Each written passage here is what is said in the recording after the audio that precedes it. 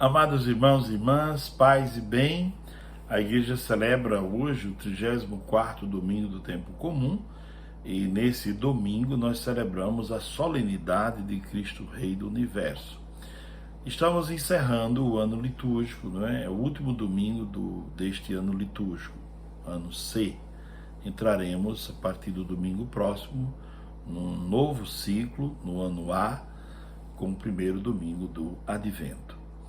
Bom, sobre a festa de Cristo Rei é interessante perceber esse contraste. Ao mesmo tempo que declaramos, que proclamamos, que celebramos Cristo Rei, Senhor do Universo, o Evangelho nos apresenta Cristo da cruz. Que tipo de rei é este que se apresenta na cruz sem roupas, apenas com uma pequena veste, não é? Aquilo que os gregos chamavam, os romanos, de perissoma, uma pequena veste, numa posição em que não pode ordenar e nem mandar, não tem exércitos, um trono que não é feito de mármore, mas é uma cruz, uma coroa que não é de ouro, mas de espinhos. Que tipo de rei é esse? Interessante, o Evangelho nos faz esse contraste, né, para pensar aquilo que Jesus disse para Pilatos: meu reino não é desse mundo, não é? E interessante que no final do Evangelho, o ladrão pede a Jesus, né, para entrar no reino dele. Quando estiver no teu reinado, que eu possa ser acolhido lá. E Jesus responde não com reino, mas Jesus responde com paraíso. Hoje mesmo estarás comigo no paraíso. Não fala em reinado, né? Fala em paraíso.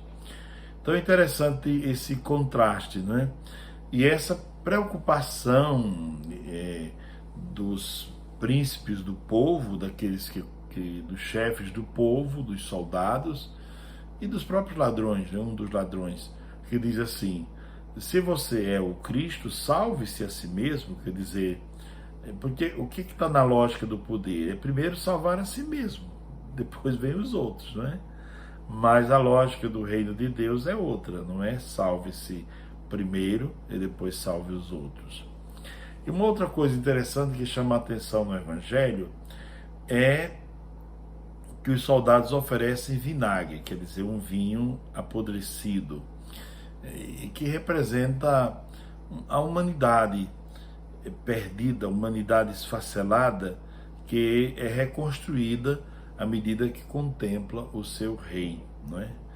Inclusive em latim tem uma frase belíssima que diz manducatio oculum, quer dizer, manducar é mastigar, né?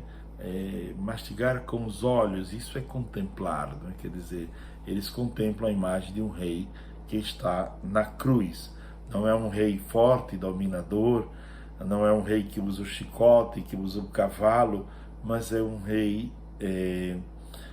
que toca e que constitui a sua autoridade como filho de Deus, mas reina através do amor, não é? E não através da ordem. Ele não impõe, ele propõe. O reino de Deus é muito mais uma proposta que uma imposição, né? Jesus ensina, por exemplo, entre amor e ódio, o que você vai escolher? Entre perdoar e vingar-se, o que você vai escolher? Eu aconselho que você perdoe, mas o que você vai escolher? No final ele deixa que a pessoa, com a sua liberdade, escolha. Então não é um reinado impositivo, mas é um reinado propositivo. Jesus propõe um reino no qual possamos viver de acordo com os princípios do Evangelho. Interessante que a primeira leitura desse final de semana mostra um conflito entre poder e carisma, não é? Porque Saul era o rei, mas na verdade Davi é que tinha o carisma, e Davi é que tinha, digamos assim, vamos usar uma expressão, tinha o povo nas mãos, não é? Então o povo gostava de Davi e o povo gritava, não é? Saul matou 100, Davi matou 1000, né? Quer dizer, Davi tem carisma como guerreiro, como comandante, como mestre, como rei, enquanto Saul não tem nada disso. E Saul pecou contra Deus e ficou com inveja deste carisma de liderança que Davi tinha, e Saul tentou matá-lo 2 vezes. Interessante que quando Saul tentou matá-lo, Davi teve 2 chances de matar Saul e não o fez. E depois provou, mostrou isso, né? Uma vez em que Davi entrou, por exemplo, numa caverna para fazer suas necessidades, aliás, Saul entrou numa caverna e Davi arrancou um pedaço da vestimenta dele e depois mostrou, disse, olha aqui, se eu quisesse eu tinha lhe matado. Com uma faca com que eu cortei esse pedaço de pano, eu teria lhe cortado. E assim, Davi mostrou-se um homem carismático, cheio de carisma para governar o povo, não é? Carisma é diferente, não é? Por isso que é importante pensar, autoridade e poder nem sempre correspondem. A autoridade e poder. A autoridade é algo construído, o poder é algo recebido, não é? Você recebe um papel, você agora tem poder, você recebe um título, você construiu, ganhou uma eleição ou uma coisa assim e tal, você recebeu poder. Mas a autoridade mesmo você vai construindo aos poucos, à medida que você é capaz de amar, não é? À medida que você é capaz de transformar este poder em serviço, não é? Tem uma citação aqui do Mike Frohlich, num livro muito interessante, A Era da Loucura, em que ele diz o seguinte, eu vou ler tal qual, ele diz, a autoridade merece respeito, enquanto que o poder exige respeito. Não é que mereça, exige. Depois, a autoridade não requer ornamentos, o poder precisa de vestes imponentes. A autoridade é direta, o poder é dissimulado.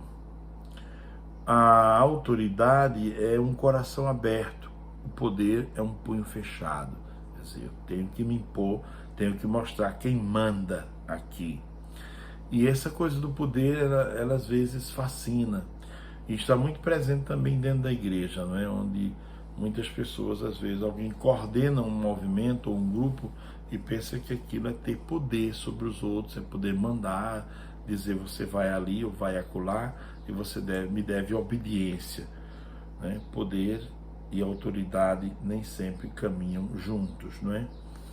E no texto do Michael Frohlich ele diz, os escribas acreditavam que tinham autoridade, mas na verdade só tinham poder.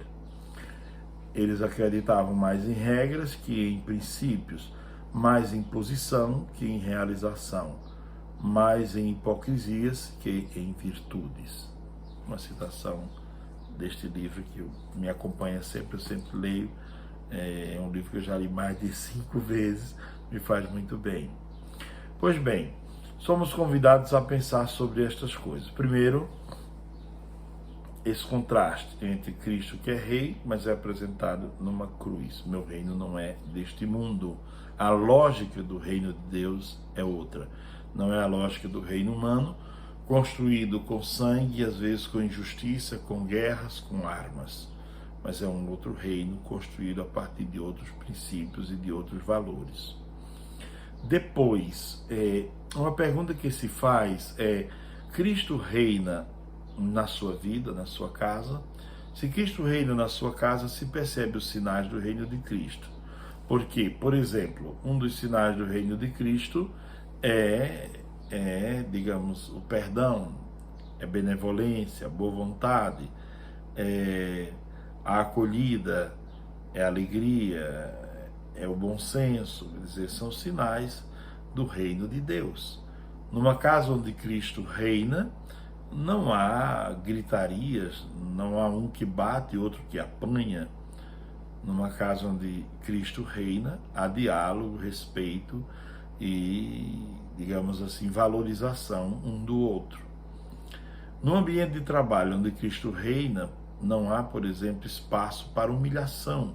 Um que grita, outro que é gritado, um que pisa, outro que é pisado, um que se impõe o tempo inteiro e tem que mostrar poder, eu posso, eu mando, e se afirma, eu sou assim, eu sou seu chefe, às vezes até em casa, eu sou seu pai, eu sou sua mãe. Sim, eu sei, não tem essa. É dizer, precisa afirmar sempre, precisa afirmar toda hora. Bom, só algumas orientações, não é? Mas a grande pergunta é: Cristo reina na nossa casa ou não? Cristo reina na nossa vida?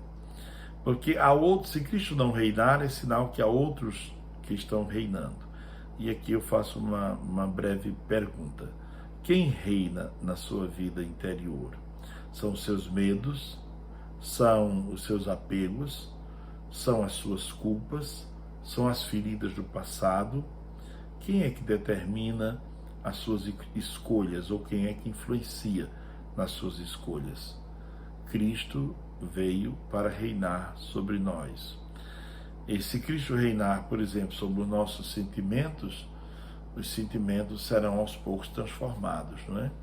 Se reinar sobre a nossa mente, os pensamentos serão aos poucos transformados. Essa é uma bela chance de pensar neste domingo e dar a oportunidade para Cristo reinar em nossa vida, que Cristo seja o rei da sua vida. É o que eu desejo, para que você tenha uma vida muito mais feliz, uma vida muito mais cheia de realizações. Se Cristo for rei na sua vida, haverá liberdade interior e aquelas bem-aventuranças estarão presentes na sua vida e você será feliz, será beato, bem-aventurado. Você será manso, será puro de coração e todas aquelas bem-aventuranças vão se cumprir na sua vida.